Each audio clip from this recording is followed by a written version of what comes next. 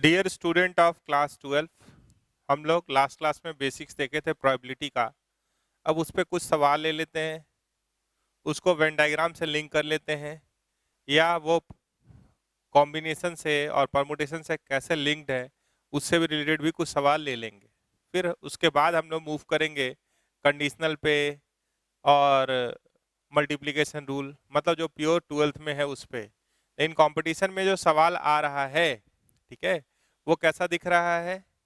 वो एक तरफ तो प्योर प्रोबेबिलिटी का, जो कि कंडीशनल बेस थ्योरम से रिलेटेड आ रहा है, ठीक है, और दूसरी तरफ वो इस चैप्टर को मिक्स करना चाहता है परमुटेशन कॉम्बिनेशन से। तो उसका भी कुछ बेसिक्स, जैसे लास्ट क्लास में fundamental theorem of multiplication cover किए थे, तो इधर कुछ और पॉइंट कवर करेंगे, इसमें परमुटेशन कॉम्बिनेशन का रिवाइज करेंगे, है ना।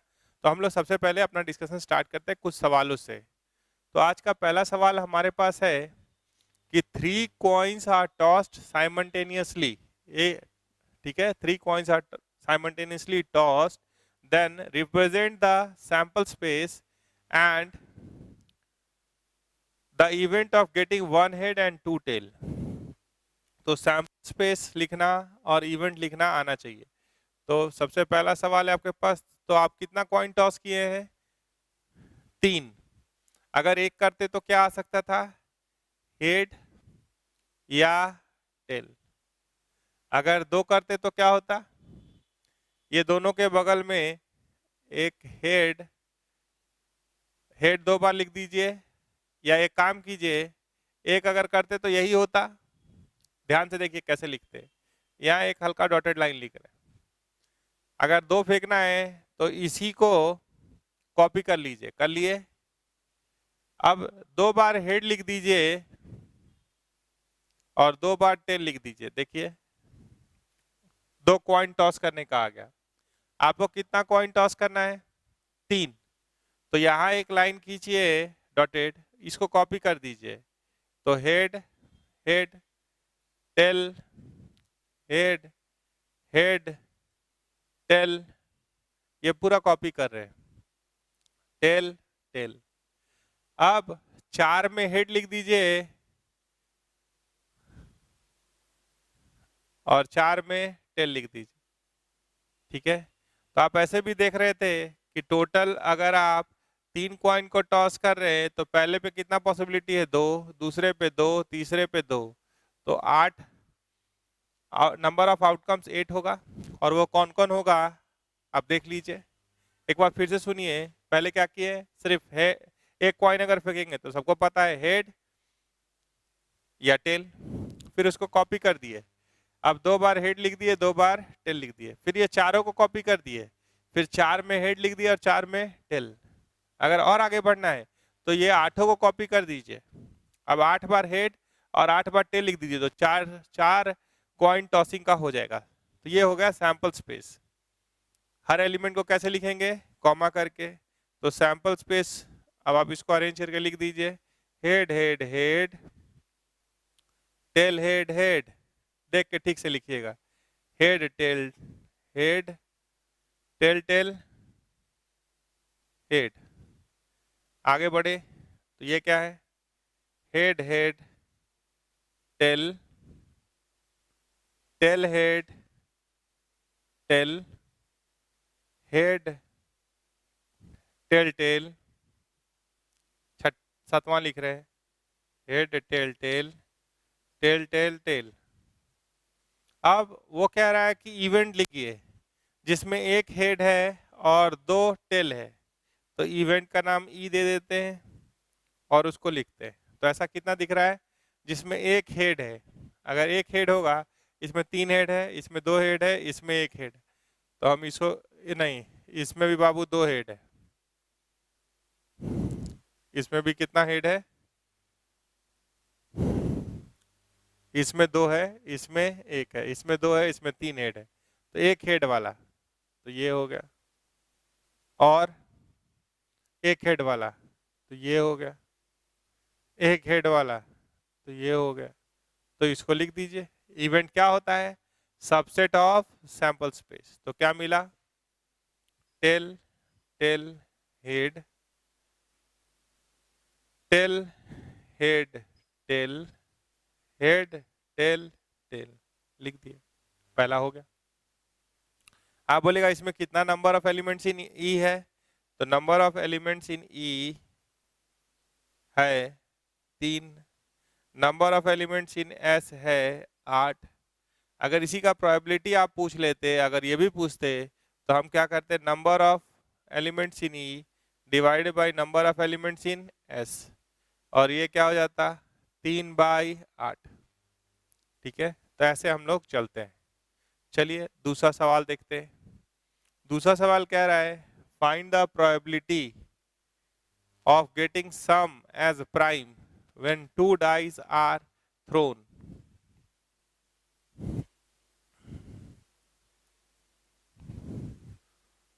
प्राइम नंबर आपको पता है, प्राइम कहने का मतलब क्या है, प्राइम नंबर की बात करना है, सम प्राइम हो।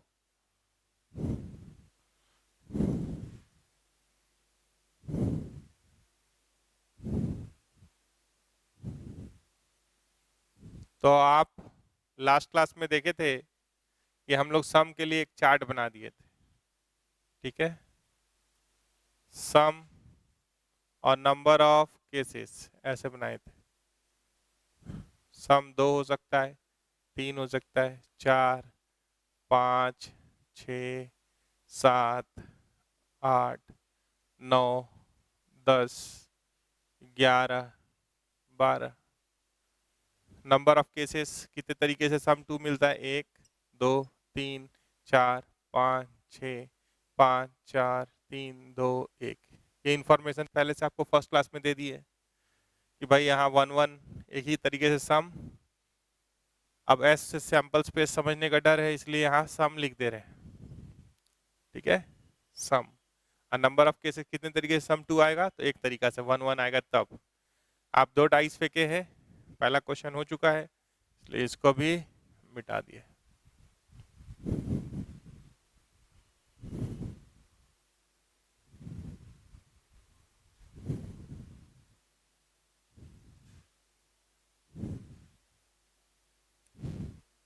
Find the probability of getting sum as prime. तो प्राइम कौन कौन नंबर होता है, प्राइम नंबर 2 है, प्राइम नंबर 3 है, प्राइम नंबर, सम प्राइम होना चाहिए। 4 कंपोजिट नंबर है, 5 है प्राइम नंबर, 6 कंपोजिट है, 7 है प्राइम नंबर, ठीक है, और 8 नहीं है, 9 नहीं है, 10 नहीं है, 11 है प्राइम नंबर, ठीक है। तो नंबर ऑफ एलिमेंट्स इन ई कितना केस है, 1, यहाँ से 2 केस, यहाँ से 4 केस, यहाँ से 6 केस, यहाँ से 2 केस, तो 6 2 8, 4 12, 12 और 3 15, तो इसमें 15 एलिमेंट हो। Number of elements in sample space कितना है, 6 गुना 6 36। तो आपको प्रोबेबिलिटी निकालना है, तो probability of occurrence of event E क्या होगा, n E by n S, तो ये हो जाएगा 15/36, 3 से कट रहा है, 5/12 आंसर। अगर ये पूछता कि probability of sum non prime, मान लीजिए probability of non occurrence of event E पूछता, अगर पूछता तो 1 minus probability of occurrence of event E कर देते, ये क्या हो जाता 1 माइनस 5/12, 12 माइनस 5, तो 7/12 आंसर, ऐसे लिख देते। ये नहीं पूछा है, वो यही पूछा है, उतना ही बताइए, ठीक है। प्राइम नंबर कौन कौन हुआ, 2 3 5 7, यहाँ 2 3 5 7, हाँ ये केस वाला आप समझ गए। अब यही सोचे कि अगर हम सबको लिखते, 15 केस लिखते, सम प्राइम, सम प्राइम, तो कितना बड़ा होता ये, तो एक केस आता 1 1, फिर आता 1 2, 2 1, फिर आता सम 5 का, तो 1 1 4, 1 4, 2 1 4 के बाद 2 3 3 2 4 1। तो 4 केस हुआ, 1 2 3 4, ठीक है। फिर 7 में 6 केस होता, 1 सम 7, तो 1 6 2 5 3 4 4 3 5 2 6 1। फिर आप पढ़ते सम 11, तो ये क्या होता, 6 5 5 6। तो आप इसको जोड़ते तो आ जाता है ना, 1 2 3 4 5 6 7 8 9 10 11 12 13 14 15। और ये चार्ट से बनाए तो तुरंत हो जाएगा। तो इस पे सवाल मान लीजिए बिट सेट दे रहे हैं तो मिल गया, तो जल्दी से चार्ट बनाए, या ये तो आप ध्यान में भी रख सकते हैं ये बात कि भाई जल्दी से आंसर निकाल देना है, या बोर्ड में ही आ गया तो भी कर सकते हैं। तो दूसरा हो गया। तीसरे पे चलिए।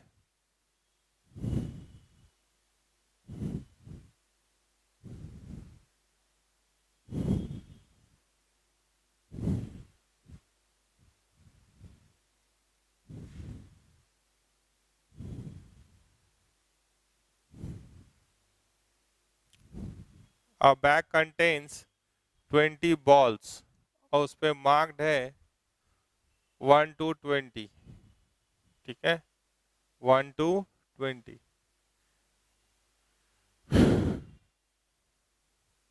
One ball is drawn at random, एक बॉल आप निकाले, find the probability that it is marked with a number 5, ठीक है।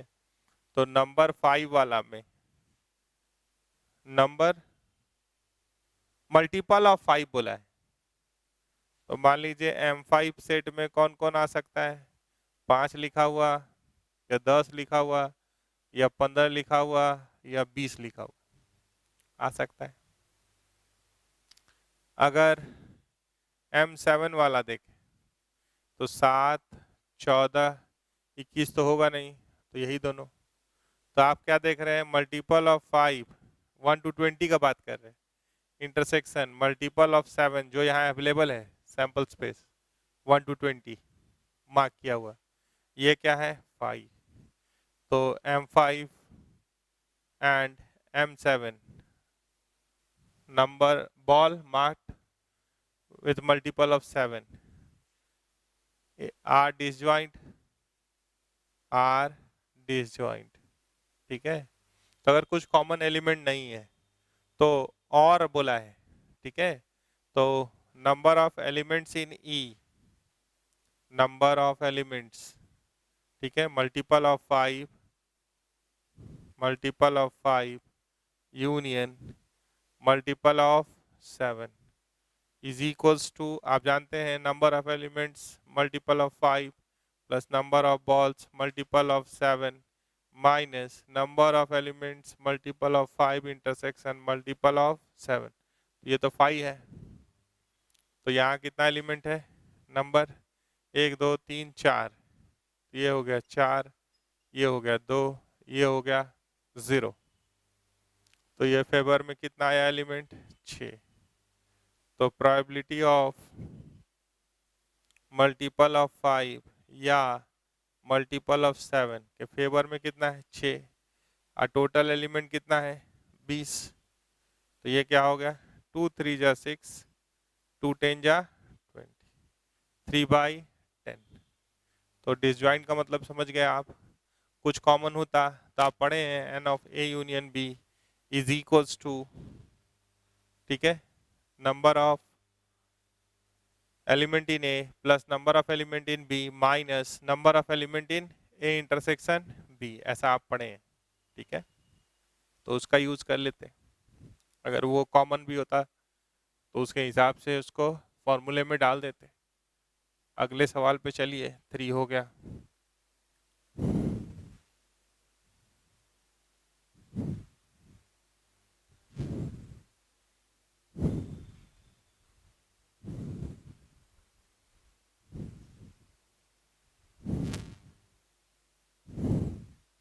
Question number 4. An urn contains 9 red balls, 7 white balls and 4 black balls. तो एक अर्न है, इसमें क्या है, 9 रेड बॉल है, 7 white ball और 4 black ball. One ball has been drawn at random. What is the probability that it is red or black? तो आप बताइए probability of red और ब्लैक बोला है, रेड और ब्लैक। हाँ, तो ये दोनों डिसजॉइंट सेट है, कोई बॉल लाल होगा तो लाल ही होगा, ब्लैक होगा तो ब्लैक ही होगा, आधा आधा नहीं रंगा गया, पूरा ही रंगा गया है। ठीक है, तो फेवर में कितना हो गया, 9 और 4 13। ठीक है, तो आप एक ही बॉल निकाल रहे, तो आप 13C1 कर सकते हैं या 13 लिख सकते हैं। अब एनसीआर क्या यूज कर रहे हैं कि अगर 2 बॉल निकालना होता अगर, ठीक है, कि वो रेड और ब्लैक हो, या चलिए ना इसको लिख दिए हम जैसे आप लिख रहे थे अभी तक 13। ठीक है, और टोटल कितना हो गया, 9 और 7 16 4 20। तो ये आंसर हो गया। ठीक है, अब अगर आप बात करते कि प्रोबेबिलिटी ऑफ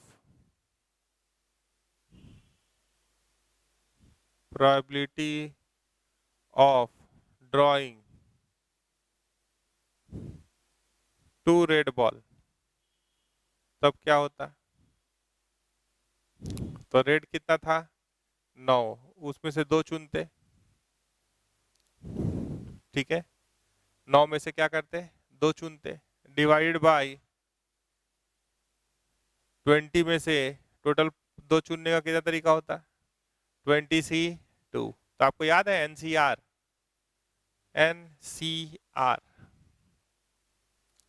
एनसीआर क्या होता है, factorial n by factorial r factorial n minus r. ठीक है, एनसीआर होता है नंबर ऑफ डिफरेंट वेज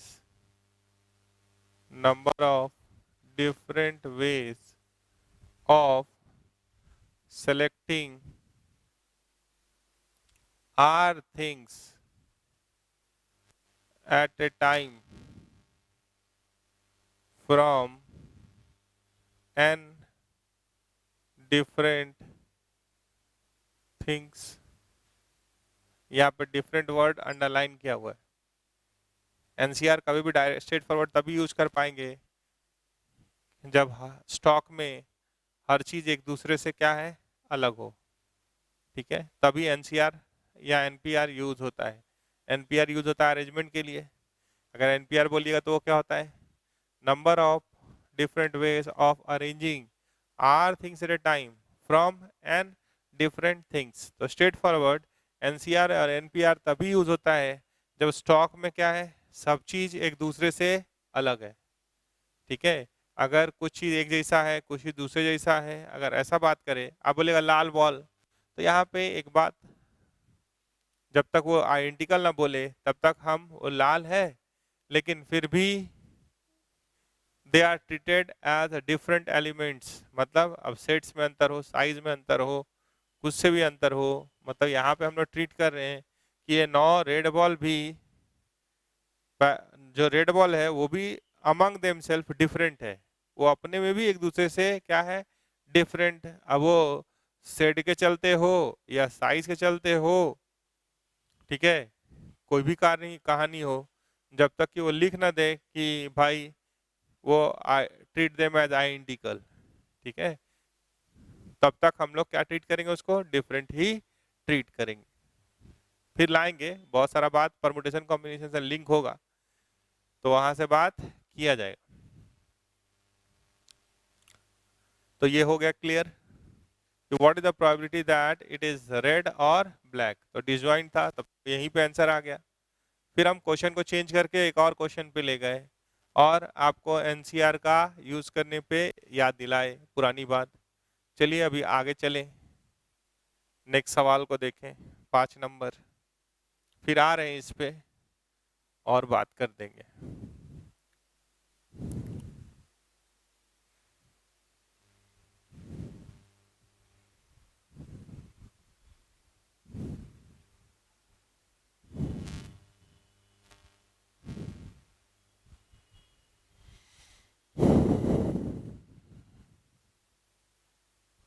देखिए क्वेश्चन नंबर 5 है 6 बॉयज एंड 6 गर्ल्स, ठीक है, in a row, sit in a row at random, ठीक है। तो गर्ल्स और बॉयज का सिटिंग अरेंजमेंट किसी का भी बदलिएगा या इंटरचेंज कीजिएगा तो अरेंजमेंट डिफरेंट हो जाएगा। तो यहाँ पे हम लोग को समझना होगा कि कब सिलेक्शन के लिए जाना है और कब अरेंजमेंट के लिए जाना है। वो क्या बोला, find the probability that boys and girls sit alternately. तो एक बॉय फिर एक गर्ल फिर बॉय फिर गर्ल ऐसे करके बनाना है। तो आगे बढ़ने से पहले आप थोड़ा सा शब्द देख लीजिए कि हमारे पास दो शब्द था, एक था परमुटेशन और दूसरा था कॉम्बिनेशन, ठीक है। तो परमुटेशन का मतलब होता है अरेंजमेंट। यहाँ हम लोग किसको डील करते हैं, अरेंजमेंट को। और कॉम्बिनेशन में किसका यूज क्या कॉन्सेप्ट होता है, तो यहाँ सेलेक्ट करने का मर्जी होता है, आपका मन होता है कि कुछ चीज सेलेक्ट कर लें, कोई चीज को चुन लें और उससे एक कमिटी बना दें, ठीक है। यहाँ पे अरेंजमेंट नहीं करते, ठीक है। ऑर्डर इज इनसिग्निफिकेंट होता है, खाली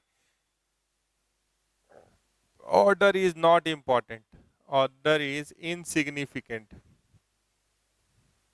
और यही अगर यहाँ बोलिएगा तो अरेंजमेंट में कोई एक दूसरे से अगर सीट एक्सचेंज किया तो अलग काउंटिंग होता है। तो यहाँ ऑर्डर इज इम्पॉर्टेंट, सिग्निफिकेंट, ठीक है। तो हम लोग यहाँ पे सिंबल यूज करते हैं NPR। NPR ये क्या होता है, number of possible ways of arranging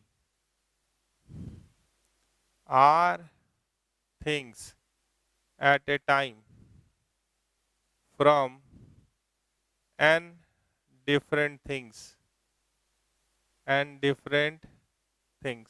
ये डिफरेंट अंडरलाइन किया हुआ है। तो आप अगर कभी भी बात कर रहे हैं कि आपको क्या करना है, आर थिंग्स का अरेंजमेंट करना है, स्टॉक में क्या है, एंड डिफरेंट थिंग्स। तो NPR किसके बराबर होता है, ये होता है factorial n by factorial n minus r के बराबर होता है। और यही अगर बात कीजिएगा सिलेक्शन का तो हम सिंबल यूज करेंगे NCR।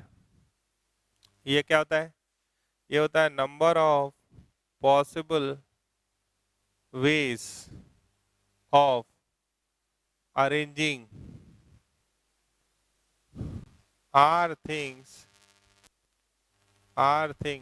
Eight a time from sorry number of possible ways of selecting r things at a time from different things, ऐसे चलता है। ये किसके बराबर होता है, NCR factorial n by factorial r by factorial n minus r। जैसे मान लीजिए कि क्लास में 30 लोग हैं, हम 11 लोगों का एक क्रिकेट टीम बनाना चाहते हैं, ठीक है। तो 11 लोगों का एक कमिटी बनाना चाहते हैं, 11 लोगों का एक टीम बनाना चाहते हैं। तो यहाँ तक बात यहाँ है, ठीक है। आप करिएगा 30 लोग थे, 30C11 वेज हो सकता है। अगर उसी में बैटिंग ऑर्डर डिसाइड करने लगे, ठीक है, तो फिर यहाँ आ जाइएगा कि भाई 11 लोगों का बैटिंग ऑर्डर, 11 लोगों को टीम बनाए और उनका बैटिंग ऑर्डर, तो वो यहाँ आ जाएगा, तो हो जाएगा 30P11, ठीक है। तो सवाल को पढ़ के समझना होता है कि कब सवाल यहाँ होगा और कब सवाल यहाँ होगा। अगर सोचिए कि हमारे देश का जनसंख्या 125 करोड़ के आसपास, 125 करोड़ ही है, थोड़ी देर के लिए मान लें। अब उसमें से अगर आपको 3 लोगों को अरेंज करने के लिए बोले तो आप बोले 125 करोड़ P3 कहिएगा। अगर प्रैक्टिकली इस बात को अगर थोड़ा सा अगर अप्लाई करने की कोशिश करें तो क्या हो सकता है कि भाई 125 करोड़ को इन्फॉर्मेशन जाना चाहिए कि 3 लोगों का अरेंजमेंट होने वाला है, वो 3 लोग कौन है, और उनको हम 3 बेंच पे बैठा दें।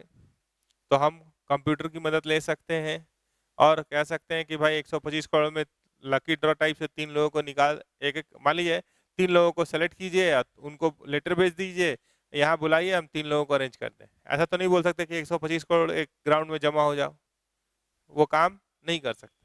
तो अगर ध्यान से देखेंगे तो परमुटेशन कंसिस्ट ऑफ 2 स्टेप्स। क्या बोल रहे हैं, इसको हटा के क्या बोल रहे हैं कि एक्चुअल में अगर ध्यान से देखा जाए तो परमुटेशन कंसिस्ट ऑफ 2 स्टेप्स। ठीक है, पहला सिलेक्शन, उसके अंदर 2 चीज होता है, ठीक से देखें तो सिलेक्शन, एंड दूसरा arrangement of that selected group, arrangement of that selected group. ठीक है, तो इस बात को हम लोग और कैसे लिख सकते हैं कि NPR मतलब NCR, तो R लोग सेलेक्ट हो गए।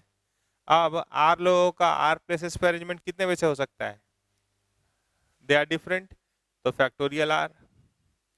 मान लीजिए 5 लोग ही होते, 125 करोड़ का बाद हटा दें, 5 ही लोग होते, अब 5 प्लेस होता मेरे पास, तो fundamental theorem of multiplication use करें तो पहला प्लेस को भरने का कितना तरीका, 5, दूसरा को 4, 3, 2, 1, तो ये क्या होता है, फैक्टोरियल।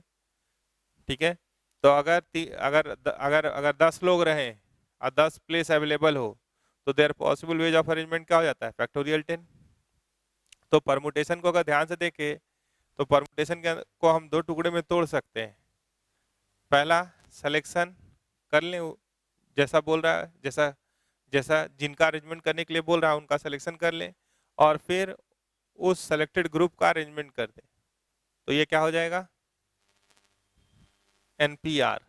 ठीक है, अच्छा अगर ध्यान से हम लोग देखेंगे तो स्टॉक भी बहुत अलग अलग तरीके का भी होता है, कुछ चीज रिपीटेड भी होता है, कुछ चीज डिस्टिंक्ट भी होता है, ऐसा भी हो सकता है। अभी हम लोग जो देखते हैं वो क्या है, सारा का सारा चीज एक दूसरे से अलग है। यहाँ पे अंडरलाइन जो किया गया है वो क्या वर्ड है, डिफरेंट। ठीक है, तो हम लोग सवाल पे आएंगे थोड़ी देर में, पहले अब इसको देख लीजिए थोड़ा सा, जो परमुटेशन कॉम्बिनेशन वाला कट करके यहाँ लाना है और उस पर सवाल देख।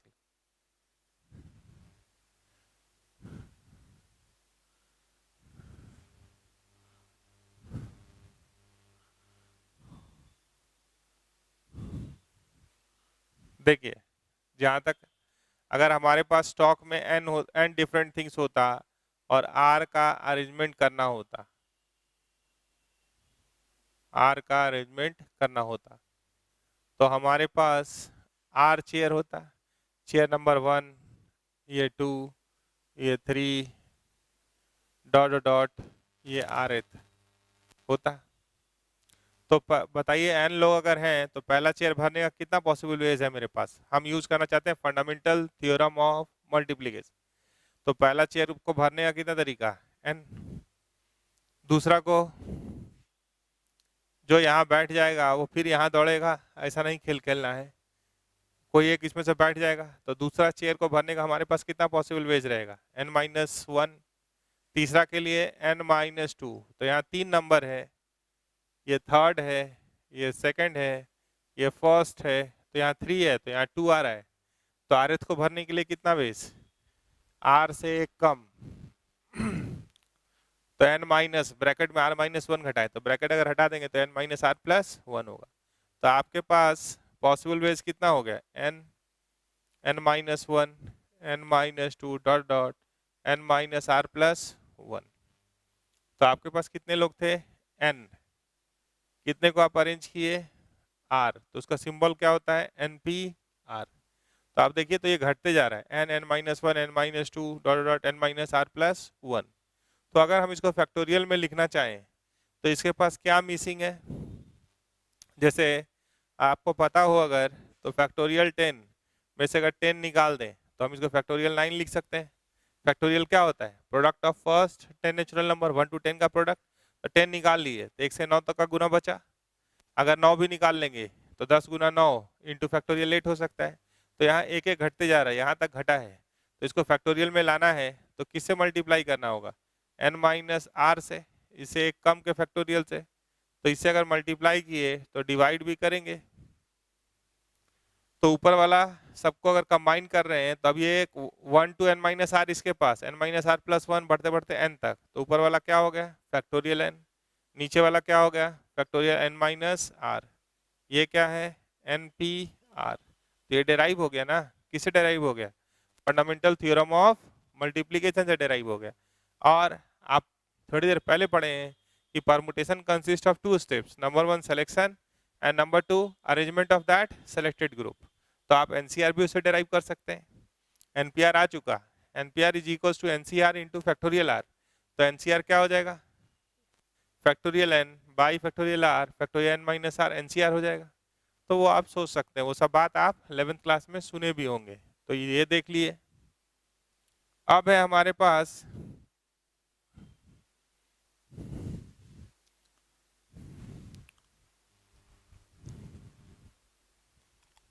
कि 3 तरह का सवाल आ सकता है प्रोबेबिलिटी में। यहां से 3 तरह का सवाल आ सकता है। स्टॉक ही 3 टाइप का हो सकता है। पहला है एन डिफरेंट थिंग्स, दूसरा है एन आइडेंटिकल थिंग्स, तीसरा है, मान लीजिए ए आया 5 बार, बी आया 4 बार, सी आया 3 बार, डी एफ आया अकेले। तो हमारे पास जहां पे प्रोबेबिलिटी का बात हो या सिलेक्शन या अरेंजमेंट का बात हो, 3 टाइप का स्टॉक हो सकता है। ठीक है, तो ये 3 टाइप के स्टॉक में अगर आपको परमुटेशन कॉम्बिनेशन सिखा दिए तो इसके बाद कुछ भी बचा तो कंडीशनल वाला बचा। तो कंडीशनल का बात अलग से थोड़ा सा और आगे देख लेंगे, कुछ और मेथड जोड़ देंगे। तो ये 3 चीज पे अगर आप ध्यान से देख रहे हैं तो पहला पार्ट है चैप्टर का कि भाई एंड डिफरेंट थिंग्स को डील करो। क्या है? एंड डिफरेंट थिंग्स को डील करना। तो अगर आपसे पूछे कि number of possible ways of selecting r things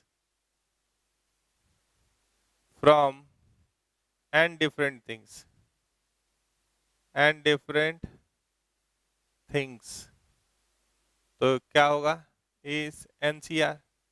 और सेलेक्टिंग के जगह पे अरेंजिंग वर्ड अगर लिख देंगे तो क्या होगा? एनपीआर। यहीं पे एक दो शब्द और सुन लीजिए। अगर हम आपसे पूछे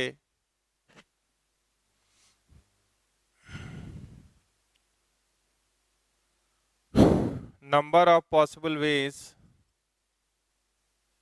number of possible ways of arranging, sorry arranging को बाद में ले लेते हैं, अभी सेलेक्टिंग पे ही रहते हैं। Selecting one or more things, one or more things from n different things, तब क्या होगा?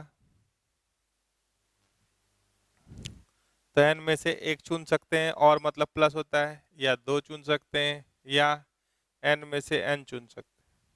तो अगर आपको याद हो 1 प्लस एक्स का पावर एन क्या होता था? N C 0 plus N C 1 plus N C 2 dot dot N C n. इसमें अगर एक्स इज इक्वल्स टू 1 डाल दें तो ये क्या हो जाएगा? 2 का पावर एन। एन सी 0 1 होता है, ये हो गया N C 1 N C 2 dot dot N C N. तो N C 1 plus N C 2 plus dot dot N C N का वैल्यू 2 का पावर एन माइनस 1। तो ये क्या हो गया? 2 का पावर एन -1 अलग से। अब एग्जाम आया, हबड़ा के पढ़े 2 का पावर n -1 2 का पावर n -1, तो ये इसके सिर पे ना सवार हो जाए, है ना। इसलिए इसको क्या है, 2 का पावर n अलग और -1 अलग। तो इसे आप कर सकते हैं। अगर इसी में वर्ड होता सेलेक्टिंग के जगह पे अरेंजिंग करते, क्या है, अरेंजिंग का बात करते, तो पहला पॉइंट क्या बन जाता, अगर इसके जगह पे अरेंजिंग लिख देते तो क्या होता, ये क्या बन जाता, जल्दी जल्दी कंप्लीट करना है क्योंकि रिवीजन है। Number of possible ways of arranging r things from N different things, तो पहला का क्या हो जाता, एन पी आर। दूसरा का क्या हो जाता, number of possible ways of arranging one or more things from N different things.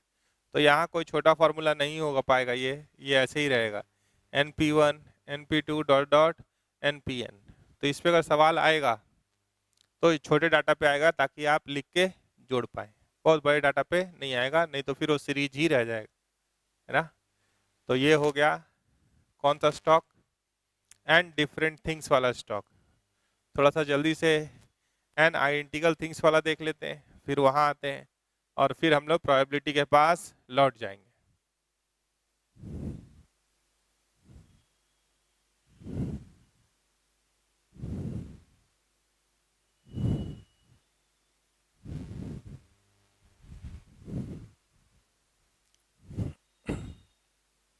अब आपके पास स्टॉक 2 आ रहा है, स्टॉक 2, एन आइडेंटिकल थिंग्स है आपके पास, जो भी चीज है वो सब का सब एक जैसा है। जैसे ए आया है 5 बार, आप दुकान से गए 5 डेयरी मिल्क चॉकलेट 10 वाला, 10 रुपये वाला, एक ही फ्लेवर का, एक ही सब कुछ खरीद के ले आए, तो ये स्टॉक में है। तो आप अगर यहाँ से बोलिएगा कि number of possible ways of selecting 3 things at a time from n identical things,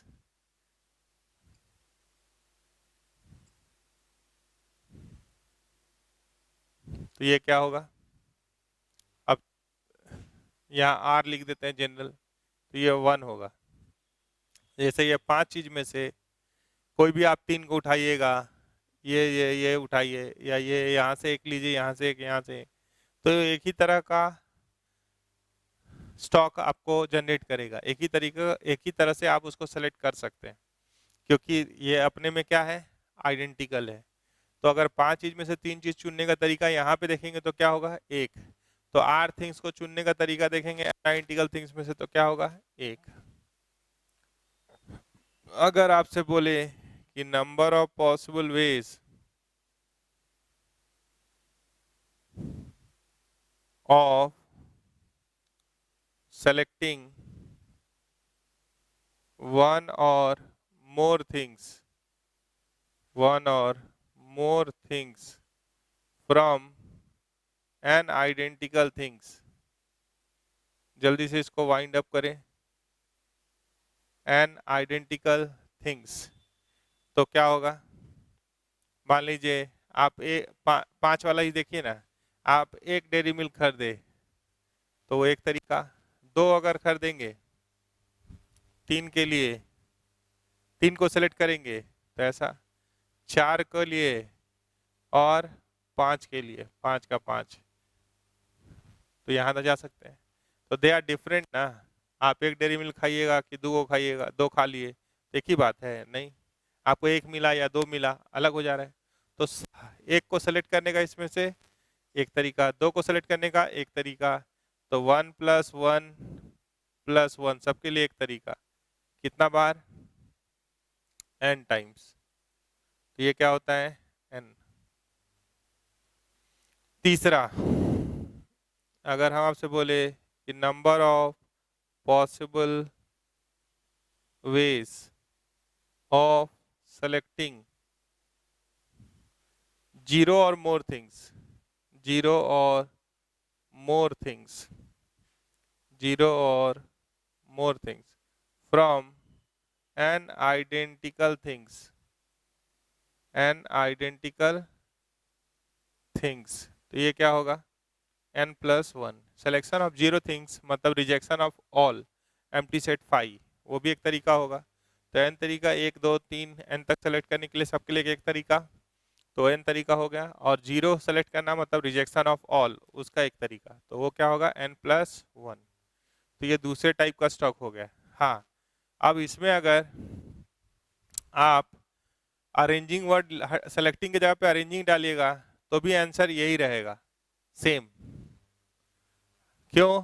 क्योंकि आइडेंटिकल थिंग्स अपने में अरेंज होके नया केस नहीं बनाता है, ठीक है। तो अगर कभी आगे चल के कोई कांस्टेंट ऐसा आता है कि जो दो चीज अपने में अरेंज होने के लिए मना किया हुआ, तो आप उसको थोड़ी देर के लिए आइडेंटिकल मान सकते हैं, ठीक है। क्योंकि आइडेंटिकल थिंग्स का ये मानता होता है कि वो अपने में अरेंज नहीं हो, अरेंज बोलेगा अरेंज तो हम कर देंगे, एक को उठा के यहाँ रखे, इसको उठा के यहाँ रखे, उससे कोई फायदा हुआ क्या? नहीं। तो यानी उसको कैसे समझते हैं कि आइडेंटिकल थिंग्स अपने में अरेंज होके नया केस नहीं बनाता है। इसका मतलब ऐसे कंक्लूड करेंगे कि आइडेंटिकल थिंग्स अपने में अरेंज नहीं हो पाता है, नया केस नहीं बनाया, मतलब नहीं हो पाया अरेंज, तभी तो नया केस नहीं बनाया। नहीं तो अगर डिफरेंट थिंग्स अपने में अरेंज, दो डिफरेंट थिंग्स को अरेंज कीजिए तो नया केस तुरंत बनता है। तो यहाँ पे अगर वर्ड सेलेक्टिंग की जगह पे अरेंजिंग आ जाए तो भी आंसर वही रहेगा। अगर ए की बात कीजिएगा, वन की बात कीजिएगा, तो उसका आंसर वन ही होगा। Number of possible ways of arranging one things at a time from N identical things, तो वन ही होगा। दूसरा का एन ही होगा, तीसरा का n+1 ही होगा। क्यों? क्योंकि आइडेंटिकल थिंग्स अपने में अरेंज होके कोई नया केस नहीं बना पाता है, इसलिए ये सेम रहेगा, ठीक है।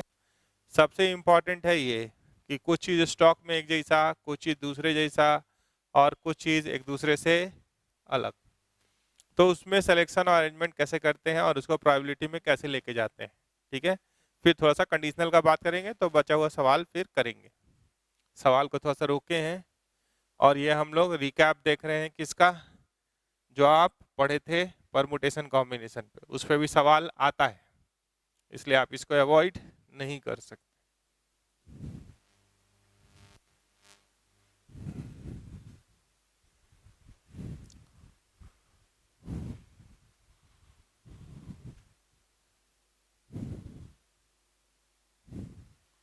हम लोग बात कर रहे हैं स्टॉक 3 का, ठीक है। तो स्टॉक 3 को एक सवाल से ही देख लीजिए, एक सवाल से ही देख लेते हैं कि how many different, how many, या स्टॉक 3 में आने से पहले एक लाइन और बताइएगा, एक लाइन स्टॉक 2 और स्टॉक 3 के बीच में एक लाइन है, ब्रिज, ब्रिज लाइन, वो क्या है? एक पुल है जो 1 2 को 3 से जोड़ता है। आपके पास 3 स्टॉक था तो 1 2 आप पढ़ लिए, अब एक लाइन और जोड़ देते हैं ताकि आप 3 1 2 के सहारे कर पाए। तो ये बोलता है number of possible ways of arranging n things, n things को अरेंज करना है, comma taken all at a time, taken all at a time,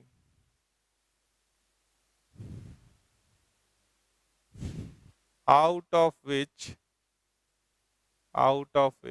P are alike of one kind, alike of one kind, P element एक जैसा है, Q are alike of second kind, Q are alike of second kind, and R are alike of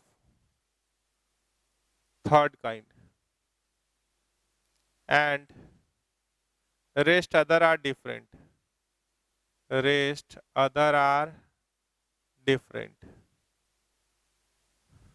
ठीक है, तो ये क्या होता है, जितना टोटल है उसका फैक्टोरियल ऊपर, जो चीज पी पी टाइम्स आया एक चीज तो उसके फैक्टोरियल से डिवाइड कीजिए, क्यू चीज आया, क्यू बार आया दूसरा चीज, उसके फैक्टोरियल से डिवाइड कीजिए, आर थिंग्स आया थर्ड काइंड है वो आर टाइम्स आया है तो उसके फैक्टोरियल से डिवाइड कर देते हैं। क्यों ऐसा करते हैं, क्योंकि पी चीज एक जैसा है तो अपने में अरेंज होकर नया केस नहीं बनेगा। अब सोचिए कि अगर वो पी डिफरेंट था, वो अगर अरेंज होता तो अपने में भी तो फैक्टोरियल पी वैसे अरेंज हो सकता था। अगर ये क्यू एलिमेंट सब एक जैसा है तो अपने में अरेंज होकर नया केस नहीं बना पाएगा।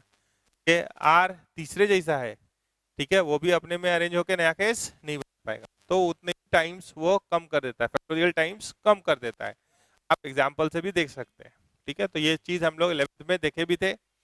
अब ये लाइन ब्रिज का काम करेगा किसके लिए, अब वहां चलते हैं स्टॉक 3 में,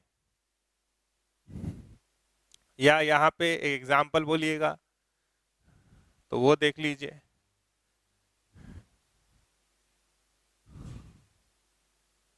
यहाँ पे how many different word, how many different word can be formed using the letters of the word Allahabad.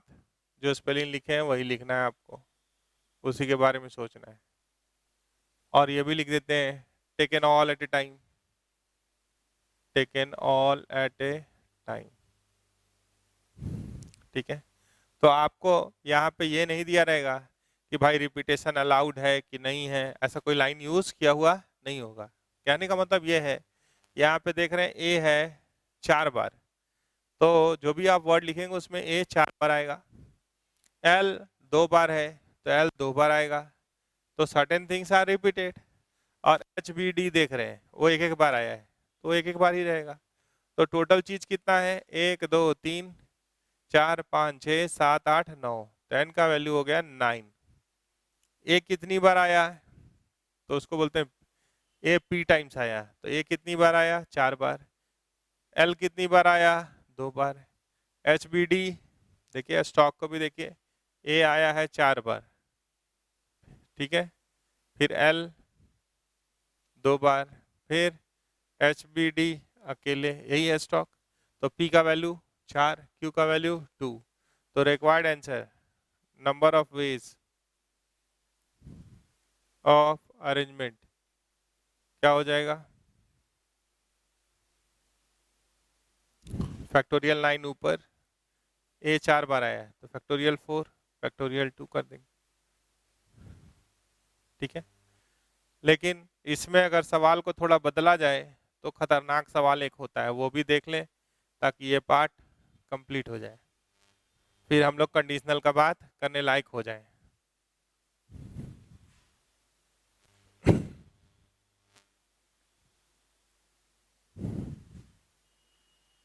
जैसे अगर आपसे बोले कि how many different 4 letter word, 4 letter word can be formed using the letters of the word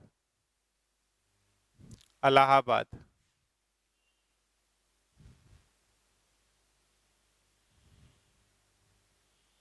ऐसा बोले, ठीक है, तो आप स्टॉक को देखिए, तो ए आया है 4 बार, एल आया है 2 बार, एच बी डी है अकेले, ये स्टॉक। तो हम आपको बोले हैं कि permutation consist of 2 steps, number 1 selection and number 2 arrangement of that selected group, ऐसा है। तो ये पार्ट आप जैसे ही सीख जाएंगे तो परमुटेशन कॉम्बिनेशन का जितना भी सवाल इधर आएगा तो मेजर पार्ट आप कर पाएंगे। थोड़ा सा कंडीशनल बताना होगा तो वो भी जोड़ ही दे रहे हैं। अब आपसे कहा, मान लीजिए कि भाई कितने डिफरेंट टाइप का 4 लेटर वर्ड हो सकता है, तो पहले आप सिलेक्शन का सोचिए। तो 4 लेटर एक चीज 4 बार भी आया है, तो टाइप्स ऑफ वर्ड का बात कर रहे हैं, तो चारों लेटर एक जैसा हो सकता है, ऑल अलाइक। जैसे आप बोलेगा ए, स्टॉक में जितना चीज है, अगर ए 4 बार है तो आपको जरूरत है तो 4 बार भी ला सकते हैं। एल 2 बार है तो आप 2 बार भी ला सकते हैं। आपको जरूरत कम है, आप नहीं भी ला सकते। एक बार जरूरत है, एक बार भी ला सकते हैं। तो जो चीज जितनी बार है मैक्सिमम उतनी बार आ सकता है। एच 2 बार नहीं आ सकता है क्योंकि एच एक ही बार है। तो पहले टाइप्स ऑफ वर्ड समझिए, सब का सब एक जैसा। दूसरा क्या हो सकता है कि 3 अलाइक 1 डिफरेंट हो जाए, 1 डिफरेंट हो जाए। तीसरा क्या हो सकता है कि 2 एक जैसा हो और 2 दूसरे जैसा हो, 2 अलाइक 2 अलाइक। चौथा क्या हो सकता है, 2 अलाइक 2 डिफरेंट, ऐसा हो जाए। पांचवा क्या हो सकता है कि ऑल आर डिफरेंट। ठीक है, तो ऑल अलाइक कौन देगा, ए देगा। तो आप बताइए, हम बोले परमुटेशन कंसिस्ट ऑफ 2 स्टेप्स। अब जो 1 और 2 में पढ़े हैं, स्टॉक 1 स्टॉक 2 में, उसी का यूज करना है। हाँ, और उससे पहले एक लाइन क्या बोले हैं, परमुटेशन जरूरत पड़ने पे अगर स्टॉक में सब कुछ एक दूसरे से अलग ना हो तो कैसे सोचना है, permutation consist of 2 steps, number 1 selection and number 2 arrangement of that selected group. तो आप बताइए 4A ही ऑल अलाइक बना सकता है, तो 4A से 4A को चुनने का कितना तरीका, एक तरीका। अब 4C4 मत यूज कीजिएगा, एनसीआर तभी यूज होता है when you are dealing with different things. Stock में क्या है, सब चीज एक दूसरे से अलग है। तो 4A में से 4A चुन लिए। अब 4A कितने वे से अरेंज हो सकता है, तो फैक्टोरियल 4 n का वैल्यू और फैक्टोरियल 4 p का वैल्यू, एक तरीका, एक भी लिख सकते थे। तो ये अरेंज 3 अलाइक और 1 डिफरेंट कितने वे से अरेंज हो सकता है, 4 चीज है जिसमें से 3 चीज एक जैसा है, तो ये तो फिक्स हो गया, factorial n by factorial p। 4 चीज जिसमें से 2 चीज एक जैसा और 2 चीज दूसरे जैसा, तो ये तो फिक्स हो गया। 4 चीज जिसमें से 2 चीज एक जैसा, तो अरेंज करने का तरीका तो हम पहले से जान गए। 4 चीज जिसमें सब चीज एक दूसरे से अलग, फैक्टोरियल 4। तो बाकी क्या बचा, सिलेक्शन। तो यहाँ पे ध्यान दीजिए, अब 3 अलाइक कौन देगा, ए देगा। तो 4A में से 3A चुनने का कितना तरीका, एक तरीका, और एक डिफरेंट। तो यहाँ पे डिफरेंट चीज क्या है, LHBD। तो 2 L नहीं लिखेंगे, LHBD आर 4 डिफरेंट थिंग्स, उसमें से एक चुनना है, तो हम 4C1 यूज कर दिए। इस पॉइंट को ट्रिपल स्टार मिला हुआ है, इस पॉइंट को क्या मिला हुआ है, ट्रिपल स्टार। क्या बोला, 2 अलाइक 2 अलाइक, 2 एक जैसा 2 दूसरे जैसा। तो कितना पेयर है, यहाँ पे पेयर किसका है, ए का पेयर है, LL का पेयर है। तो पेयर देखना है कितने का पेयर है, इसके लिए जब आप इसके लिए सोच रहे हैं तो ये ट्रिपल स्टार है। ठीक है, तो कितने का पेयर है, तो 2 का पेयर है, ए का पेयर है और एल का पेयर है। तो 2 पेयर में से दोनों को चुन लीजिए, 2 पेयर चाहिए, इसको ट्रिपल स्टार मिला हुआ है, तो 2 पेयर में से आप दोनों को चुन लीजिए। ये दोनों अपने में डिफरेंट है। आप बोलेगा ए का 2 पेयर है, अरे भैया ये पेयर आए चाहे दूसरा वाला पेयर आए एक ही बात होगा। तो इसको रिफाइन किए तो हमको पता चला 2 पेयर है, ए का एक पेयर, ए का एक पेयर और एल का एक। देयर आर 2 डिफरेंट पेयर्स, ए का पेयर और एल का पेयर्स, दोनों चाहिए, तो वो चुन लिए। यहाँ क्या है, 2 अलाइक, 2 अलाइक के लिए कितना पेयर चुनेंगे, तो कितना पेयर है, 2, तो वो 2 पेयर में से एक पेयर चुन लिए। या तो ए आया होगा या एल आया होगा, तो अब 2 डिफरेंट चुनना है। तो ए आया होगा, अगर ए का पेयर आया होगा तो एल फ्री होगा, तो LHBD। तो 4 चीज है, उसमें से 2 चीज चुनना है, तो 4 डिफरेंट चीज जिसमें से 2 चीज चुनना है, तो 4C2। ठीक है, अगर LL आया होगा तो ASBD होगा, उसमें से 2 चुन लेंगे। अब कितना डिफरेंट चीज है, 1 2 3 4 5, उसमें से कितना चुनना है, 4। हाँ, या तो वर्ड पहला जैसा होगा या दूसरा या तीसरा या चौथा या पांचवा, तो सबको क्या करेंगे, जोड़ देंगे। जोड़ पाएंगे, ये 1 हो गया, ये कितना हो गया 4, और ये भी 4, तो ये 16 आ रहा है। फैक्टोरियल 4 बाई फैक्टोरियल 3 4 हो जाएगा वो। ये 1 है, ये 24/4, तो ये क्या हो गया 6। ये 1 हो गया, ये क्या हो गया 24/4 6 हो जाएगा। ये क्या हो गया 4 गुना 3, ये 6 हो रहा है, 6 गुना 2 12, तो 12 आई भी 12, तो 144। 5 तो ये हो गया 120। तो नंबर ऑफ वेज या नंबर ऑफ 4 लेटर वर्ड क्या होगा, सबको जोड़ दीजिए। 6 6 12 और 1 13, 13 और 4 17, यूनिट प्लेस जोड़ दिए। एक एक यहाँ है, 17 का 1 2 2 4 4 8, 1 1 2, 287 आ रहा है। बाकी आप जोड़ घटाव देख सकते हैं। ठीक है, अब हम लोग आगे बढ़ेंगे कंडीशनल की तरफ। वहीं से ज्यादा क्वेश्चन आ रहा है, लेकिन ये बेसिक्स नहीं करते और कंडीशनल के पास चले जाते तो दिक्कत होता।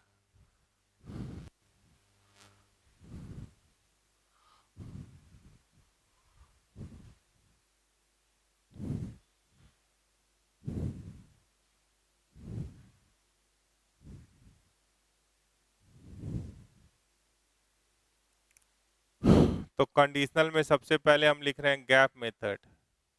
क्या लिख रहे हैं, गैप मेथड। दूसरा स्ट्रिंग मेथड, और भी कुछ कुछ जोड़ देंगे। तो ये गैप मेथड या स्ट्रिंग मेथड कैसा दिखता है, सवाल को कैसे पकड़ते हैं, सो देखिए, सवाल से देखिए। There are 10 students and 5 teachers are to be arranged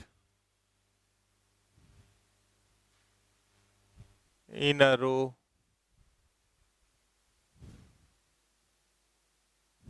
such that no two teachers are together.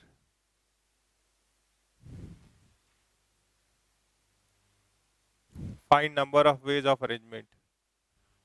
Find number of possible ways of these arrangement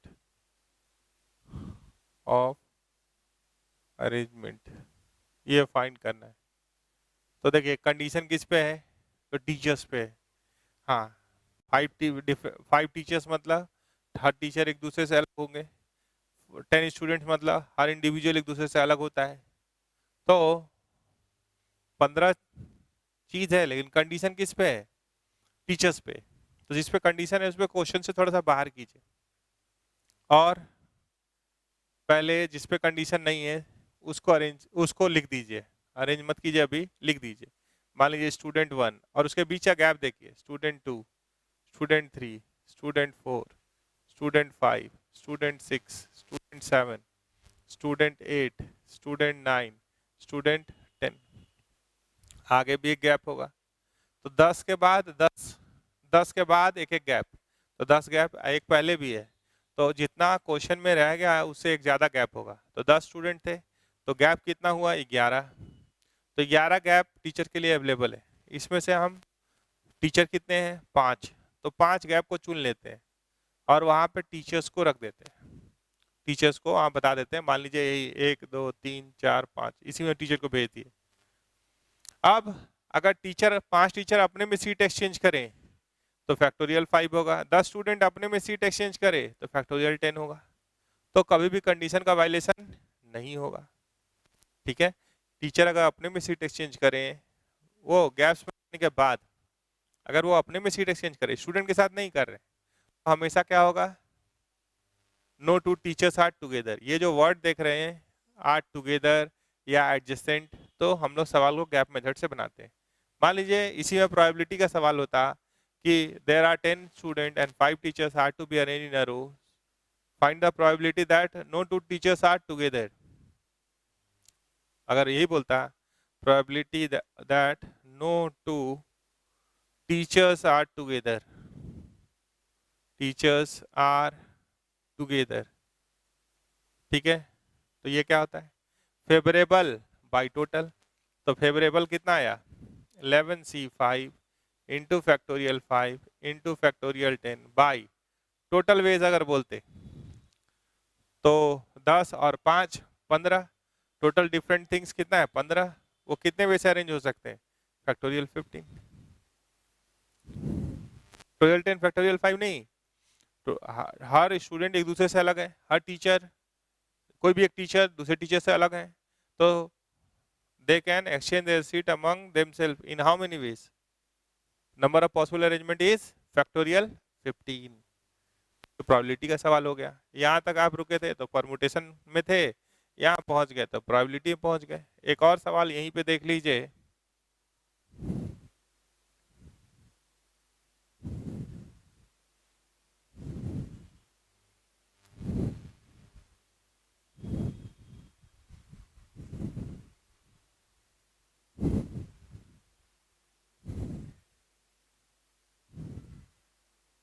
अगर हम लोग बोले कि how many different word, how many different words can be formed using the letters of the word Mississippi, so that no two SS are together, तो ये आपको करना है। और यहाँ पे कुछ अल्टरनेट अरेंजमेंट का 2 सवाल है, ये भी आप आर्बिट्रली ट्राई कीजिए, क्योंकि 11th में तो पढ़े ही है, ठीक है, तो इस पे बात कर लेंगे, ठीक है। तो आप इसको अटेम्प्ट कीजिए गैप मेथड से, और बाकी जो मेथड बचा हुआ भी है उसको भी हम लोग नेक्स्ट क्लास में देख लेंगे। परमुटेशन कॉम्बिनेशन से जो भी लिंक्ड है उसको पहले देख लेंगे, तब फिर जो प्योर बोर्ड के लिए है उस पे आएंगे एक क्लास के बाद और एक क्लास के बाद, ठीक है। Thank you.